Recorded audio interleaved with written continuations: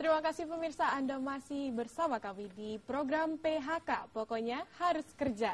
Dan masih bersama saya April Kasia dan juga tamu saya Pak Imran Dahsyat Marzuki dari Director Solution Services dari Tekno International Mandira. Dan langsung aja nih Pak, kita jawab pertanyaan dari Facebook dulu ya Pak ya. Iya. Oke, ini dari Muhammad Zakaria dari Facebook. Minta gaji itu sesuai kemampuan perusahaan atau sesuai daerah di mana perusahaan itu bertempat. Berarti itu ada ini ya Pak ya, ada hubungannya. Kalau saya jawab yang umum, tidak dua-duanya.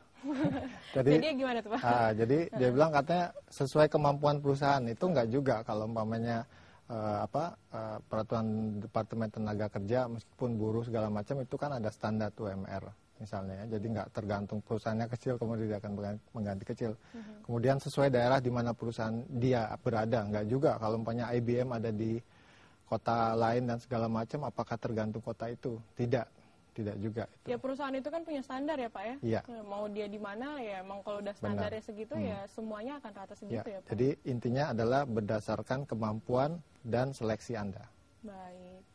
Oke, itu pertanyaannya mudah-mudahan cukup menjawab ya dari Mas Muhammad Zakaria. Oke, pertanyaan yang kedua dari Facebook. Sebentar, kita tunggu dulu Pak. Kita bahas dulu ya Pak, sementara kita lagi menunggu. Oh, ini udah ada. Ya. Oke, dari Putizi. Untuk lulusan SMK, masalah nego gaji sangat sulit. Karena jika mau minta misalnya 2,5 juta, pasti mereka bilang lulusan kamu apa minta gaji segitu gitu kan. Sedangkan yang lulusan di D3 minta gaji 3 juta itu di ACC. Jadi untuk yang lulusan SMK harus menjawabnya seperti apa Pak, kalau ketemu case kayak tadi? Iya, jadi kita kembali lagi bahwa lulusan SMK-nya ini adalah sebagai fresh graduate atau dia sebelumnya sudah ada experience tambahan. Ya, Kayak kalau magang atau PKL gitu benar. gimana ya? Jadi kalau hanya dia pure sebagai fresh graduate memang agak susah untuk ini karena istilahnya yang butuh banyak adalah dari pihak kandidatnya. Betul. Menurut saya.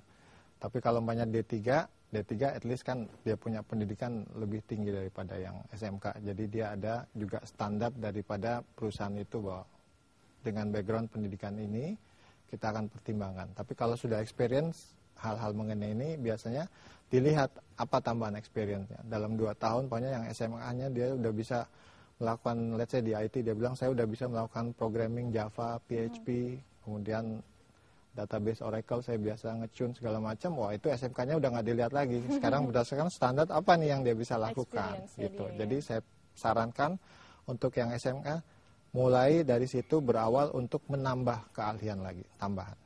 Betul. Kalau seandainya kita kan tadi ngomongin soal PKL ya Pak ya. Kalau misalnya SMK nih lulusannya terus ada PKL itu akan mempengaruhi ya dibandingkan SMK yang benar-benar lulus nggak ada pengalaman apapun. Iya. Itu akan berpengaruh nggak? Maksudnya misalnya nih waktu dia PKL gajinya kan orang kalau PKL tuh sama mungkin sama freelance mungkin ya Pak ya. Gitu. Itu akan mempengaruhi penambahan gaji dari more than yang fresh graduate-nya SMK atau gimana tuh Pak? Jelas itu akan menambahkan, terutama umpamanya bidang spesifik PKL yang diambil sekarang itu dianggap adalah sesuatu hal yang sangat diperlukan oleh perusahaan itu, gitu. Dan ini suatu add value juga buat dia sebetulnya. Jadi sebenarnya banyak yang bisa dijual untuk bernegosiasi tadi ya Pak ya? Iya, banyak sekali sebetulnya. Selanjutnya pertanyaan dari Facebook yaitu dari Andika LS.com.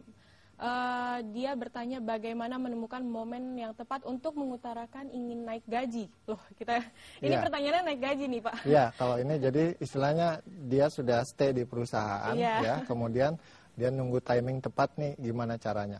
Iya. Gimana kalau orang mau minta sesuatu dia harus bisa membuktikan bahwa saya pernah melakukan sesuatu yang lebih baik gitu ya.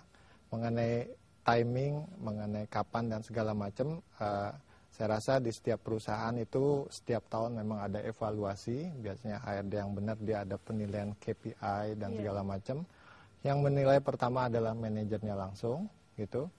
Selain itu dia harus tahu berapa kontribusi saya kepada perusahaan ini. Apa yang kemarin, banyak kemarin ada proyek sukses karena ini saya semua yang menginstall atau ini saya ngomong IT lah ya. Karena itu sarjana komputer tadi dibilang. Saya menginstall sistem ini, saya yang mensupport, saya standby 24 jam. Masa tega sih Pak nggak dikasih tambahan gitu ya umpamanya. Nah, itu semua dia harus memilah-milah timingnya. Tapi intinya manajernya itu nanti akan merekomend kepada HRD, tetapi kapan dinaikkan, jelas nggak bisa asal dinaikkan ya. Pokoknya oke dia minta sekarang dinaikkan, nggak.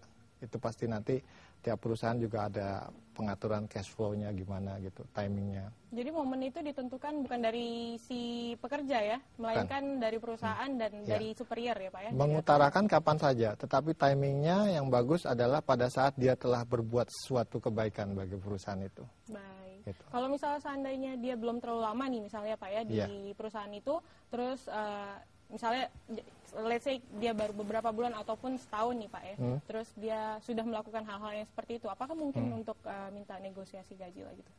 Mungkin saja kalau umpamanya itu dilakukan gitu ya. Jadi banyak kasus gitu ya, orang yang sudah membuat prestasi tertentu di perusahaan itu, kemudian dia merasa, oh sebetulnya saya ini di bawah rata-rata saya digaji karena perusahaan lain ada yang menawarkan saya umpamanya ya.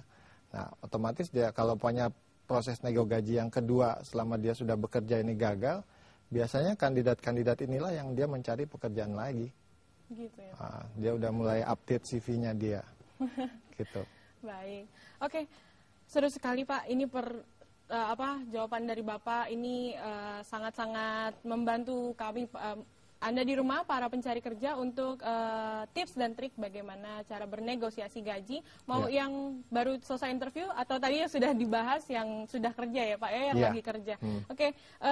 Strategi dalam negosiasi gaji merupakan strategi komunikasi. Jadi dalam pekerjaan tentu negosiasi sangat diperlukan untuk mencapai tujuan dan mendapatkan hasil yang diterima selama bekerja. Yang penting tujuan negosiasi adalah mencapai kesepakatan yang diterima oleh kedua belah pihak, baik user ataupun pencari kerja. Dengan kata lain kesepakatan yang win-win solution. Jadi dua-duanya sepakat. Gitu. Jadi bagi seorang kandidat perbanyaklah informasi tentang gaji kalau misalnya memang Anda ingin menegosiasi gaji agar jangan sampai gaji Anda tidak cukup untuk menutupi kos dari pekerjaan Anda ataupun lebih tinggi standarnya daripada yang ditentukan oleh perusahaan. Sehingga dengan itu Anda sulit mendapatkan pekerjaan. Baik pemirsa, seru sekali perbincangan kita hari ini dan esok masih akan ada lagi hari Jumat, tetap di jam yang sama Anda saksikan PHK karena akan ada saya lagi, April Akasia akan kembali. Jadi jangan kemana-mana, saksikan kami esok hari di program PHK, pokoknya harus kerja.